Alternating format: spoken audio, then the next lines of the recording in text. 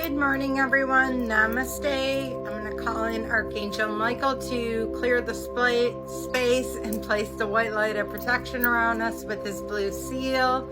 As well as I'm going to call in Archangel Raphael because we're going to be reading more out of setting boundaries to peace, to find peace with the narcissistic and codependents. How to communicate with toxic people to free yourself from manipulation and gaslighting without feeling guilty. Boom. All right. And we are on part 1, and it's explaining codependency and narcissism. It says, the great thing about the age of social media is the fact that information spreads faster than wildfire. This has a lot of advantages, primarily that people who need essential knowledge can get it to them with the snap of their fingers. Unfortunately, this comes with disadvantages too. I think the greatest drawback is the spread of incomplete and untrue information, which we all know can have a debilitating effects. The same holds true for the concepts of toxicity, narcissism, and codependency. You don't have to scroll too far on any social media before you come across someone who's teaching you stuff which is untrue most of the time and leading you to draw erroneous conclusions about yourself and other people. 100%, guys. Use your discernment. If it doesn't feel like it's coming from love, that's for a reason. The same holds true for the concepts of narcissism. Instead of playing at guessing or harboring any sort of uncertainty about this important issue, this first part will be how to recognize narcissism and codependency. We'll examine if all abusive people are narcissistic, and even how to tell if you're being abused by a narcissist. We'll look at the nitty-gritty of codependency, and we'll check if other buzzwords like obsession, dependency, and trauma are actually relevant to these scenarios. A fair number of people I've interacted with couldn't tell if they were codependent or even if they were in a codependent relationship.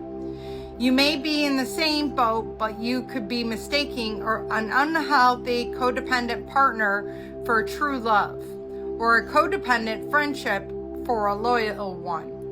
We'll see the truth about that once and for all here. Oh, and when people that are both narcissistic and codependent, is that really even a thing? Is that important to know? Yes, it is. It is important to find out as much as the narcissistic people in your life are possible. You need to know why you should address the narcissistic codependency cycle in your life, even if it feels good at that time. By the end of this part, you'll clear the inner workings of narcissism and codependency, and you'll stop throwing those buzzwords around carelessly. You'll be able to speak and act with confidence, and you'll take a lot of time to break things down. So here, you'll have a clear understanding of what you're dealing with. I dare say that by the end of this part, you'll be able to predict the next move that a narcissistic or toxic person in your life will make. You'll even have an idea of how to stop it in their tracks. This is all part of enlightenment, which will be a vital step for empowerment.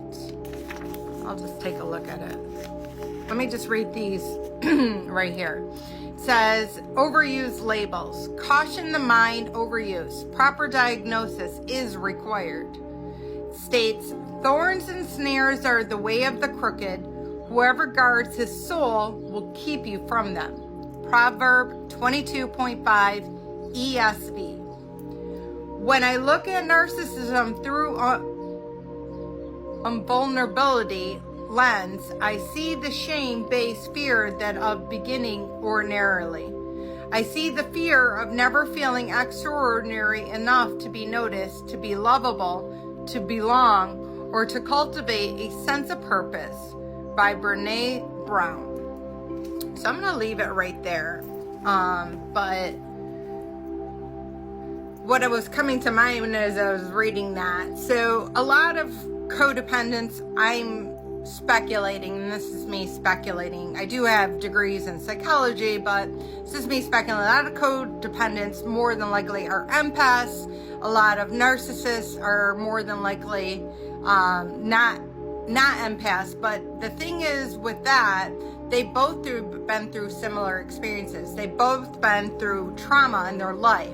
One, the empath decided to go with love and to do the opposite of what has been given to them because they know that pain and they don't want to give it to other people. And then the narcissist, because they weren't able to make that same decision, they also have been through the heartache and the pain and the suffering, but they, as a result of it, want to hurt others, to bring others down, to make themselves feel better. So also use it in that terminology. Empath is somebody who can pick up and absorb other people. Most people are empathic, but not everybody is an empath. So there is a difference. So I love you all. I hope that helps, and namaste.